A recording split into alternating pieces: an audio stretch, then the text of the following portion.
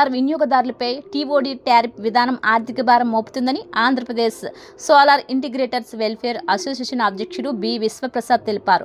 ఉదయం 9 గంటల నుంచి సాయంత్రం 5 గంటల వరకు సోలార్ ద్వారా విద్యుత్ ఉత్పత్తి ఎక్కువగా ఉంటుంది. కానీ సాయంత్రం 6 నుంచి రాత్రి 10 గంటల వరకు పీక్ అవర్స్లో సోలార్ ఉత్పత్తి ఉండదు. దీంతో వ్యాపారులు గ్రిడ్ విద్యుత్తుపై ఆధారపడాల్సి వస్తుంది. అదే సమయంలో యూనిట్కు అదనంగా టీఓడీ ఛార్జీలు విధించడంతో విద్యుత్ బిల్లులు భారీగా పెరుగుతున్నాయని విశ్వప్రసాద్ ఆవేదన వ్యక్తం చేశారు. నెట్ మీటరింగ్ ఉన్నప్పటికీ పగటిపూట ఉత్పత్తి అయ్యే సౌర విద్యుత్తును రాత్రి వినియోగంతో సమర్థవంతంగా సర్దుబాటు చేయకపోవడం సమస్యగా మారిందన్నారు. ఈ సమస్యపై త్వరలో విద్యుత్ శాఖ మంత్రి గొట్టిపాటి రవికుమార్ని కలిసి వినతి పత్రం అందిస్తామని తెలిపారు.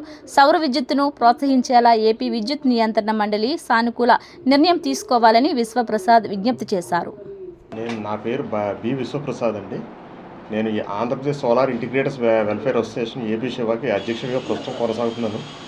ఏపీ శివ అనే అసోసియేషన్ 2019లో ఒక రికగ్నైజ్డ్ అసోసియేషన్ కింద మేము ఏర్పాటు చేసామండి. వెండర్స్ యొక్క సమస్యలన్నింటి మీద ఈ ఏపీ శివ ఎప్పుడూ కూడా ప్రతిస్పందిస్తూ ఉంటుంది.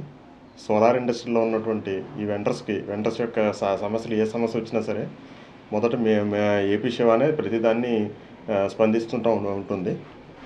ఇప్పుడు కూడా అట్లాగే మా సోలార్ ఇండస్ట్రీకి కమర్షియల్ సెగ్మెంట్లో ఒక అత్యంత ప్రమాదం ఏర్పడింది. ఇప్పుడు ఒక సమస్య వచ్చింది టీఓడి రూపంలో. ఇది regulatory commission TOD time of the day అనేసి ఒక కొత్తగా అంటే ఈ టీఓడి అనే ఆ కాన్సెప్ట్ ఎప్పటి నుంచో ఉందనుకోండి. బట్ కాకపోతే దాన్ని ఇప్పుడు సోలార్ ప్రొజ్యూమర్స్ కూడా దాన్ని ఇంప్లిమెంట్ చేశారు. దానివల్ల ఏంటంటే ఎవరైతే కమర్షియల్ సెగ్మెంట్లో సోలార్ సిస్టమ్స్ ఇన్స్టలేషన్ చేసుకుంటారో వాళ్ళు చాలా తీవ్రంగా నష్టపోవాల్సి వస్తుంది. ఇది ఏ విధంగా అంటే ఈ రెగ్యులేటరీ కమిషన్ వారు కూడా ఇక్కడ సోలార్ ఇన్స్టలేషన్ చేసుకున్నటువంటి వారిని కూడా వినియోగదారుల కిందనే ట్రీట్ చేస్తున్నారు. అంటే యాక్చువల్లీ ఇందులో కన్జ్యూమర్స్ ఉంటారు, ప్రొజ్యూమర్స్ ఉంటారు. కన్జ్యూమర్ అంటే జనరల్గా రెగ్యులర్గా విద్యుత్తును వినియోగించుకునే వాళ్ళని కన్జ్యూమర్స్ అంటారు. అట్లాగే వీరు ప్రొజ్యూమర్స్ అనమాట. వీరిని ప్రొజ్యూమర్స్ కింద మనం ట్రీట్ చేయాలి. అంటే సోలార్ని మనకు ఉత్పత్తి చేసి ఇచ్చేవాళ్ళు వాళ్ళకి కూడా ఈ టీఓడి టారిఫ్ వర్తింపజేయడం వలన యాక్చువల్లీ ఈ కమర్షియల్ సెగ్మెంట్లో ఉన్నటువంటి కన్జ్యూమర్స్ సోలార్ ఇన్స్టలేషన్ చేసుకోవడానికి ఆలోచించే పరిస్థితికి వచ్చేసిందండి. ఎందుకంటే ఈ టీఓడి ఈ టైమ్ ఆఫ్ డే అనేది నెక్స్ట్ ఈ ఎనర్జీ బ్యాంకింగ్ అనే కాన్సెప్ట్ని తీసేయటం వలన వారు ఈ కమర్షియల్ సోలార్ సెగ్మెంట్లో ఉన్నటువంటి ఎవరైతే ప్రొజ్యూమర్స్ ఉన్నారో వాళ్ళు ఉత్పత్తి చేసినటువంటి సోలార్ యూనిట్లని వాళ్ళు వినియోగించుకోవడానికి అవకాశం లేకుండా అయిపోయింది. వాళ్ళకి ఒక టైం లైన్ పెట్టడం వల్ల ఉదయం 9 నుంచి సాయంత్రం 5 వరకు వాళ్ళు జనరేట్ చేసిన విద్యుత్తుని నెట్ సెటిల్మెంట్ చేసుకున్నారు. తర్వాత ఏదైతే పీక్ అవర్స్లోనో వాడుకునే విద్యుత్ ఏదైతే ఉందో దానికి యాజ్ టీజ్గా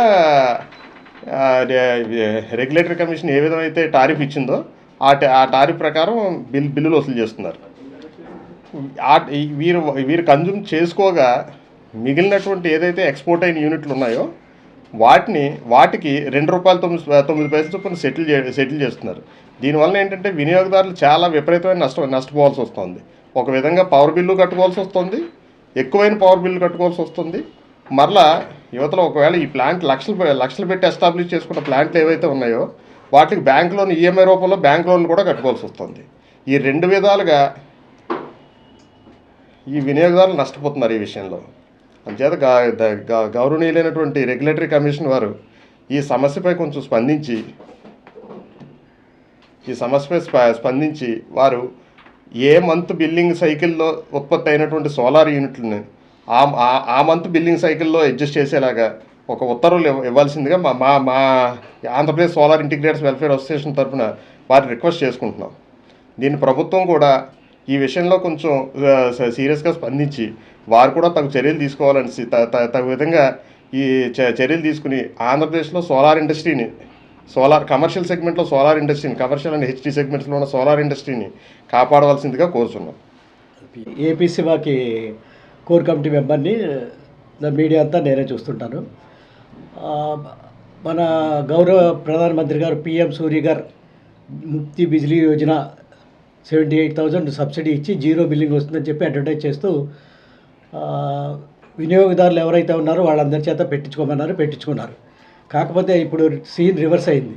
పెట్టించుకున్న కన్జ్యూమర్స్ అందరికీ కూడా జీరో బిల్లింగ్ కాదు కదా, డబల్ బిల్లింగ్ వచ్చి వాళ్ళు వెండర్స్ని నిందిస్తున్నారు, తప్పుపడుతున్నారు. ఈ విషయంలో డిస్కామ్ వాళ్ళు వినియోగదారులకి కొంచెం అవేర్నెస్ ప్రోగ్రాము చేసి ఈ ప్రాజెక్టు మీద కొంచెం మళ్ళీ ఇంకొకసారి అవగాహన తీసుకురావాల్సిగా కోరుతూ వినియోగదారులు వెండర్స్ని తప్పు పట్టకుండా చూడవలసిన బాధ్యత డిస్కామ్ అధికారుల మీద ఉందని చెప్పడానికి నేను ఆలోచనతో వచ్చాను ఇవాళ. పిఎం సూర్య గారు అనేది చాలా ప్రతిష్టాత్మకమైనటువంటి ప్రాజెక్టు.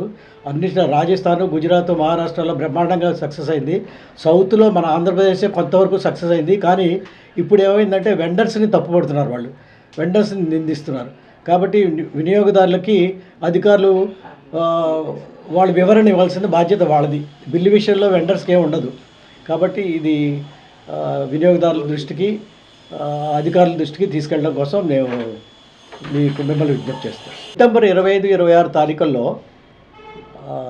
గాదిరాజు ఫంక్షన్ హాల్లో సోలార్ క్వార్టర్ సంస్థ వారు మేము ఆంధ్రప్రదేశ్లో రికగ్నైజ్ అయ్యి ఉన్నటువంటి ఏపీ సేవాతో అనుబంధంతో పార్ట్నర్షిప్తో ఎక్స్పో కండక్ట్ చేస్తున్నారు. ఇది మా వెండర్స్ అందరూ కూడా విజిట్ చేస్తారు, మ్యానుఫ్యాక్చరర్స్ అందరూ విజిట్ చేస్తారు, డిస్ట్రిబ్యూటర్స్ విజిట్ చేస్తారు. ఎందుకంటే బేసిక్గా సోలార్ ఇండస్ట్రీని బతికించాలని. ఎందుకంటే ప్యానెల్ తయారు చేసే ఇండస్ట్రీలో వేలాది మంది, లక్షలాది మంది పనిచేస్తుంటారు. ఇన్వర్టర్స్ తయారు చేసే సంస్థల్లో లక్షల మంది పనిచేస్తుంటారు. అలాగే కేబుల్స్ దాంట్లో లక్షల మంది పనిచేస్తుంటారు.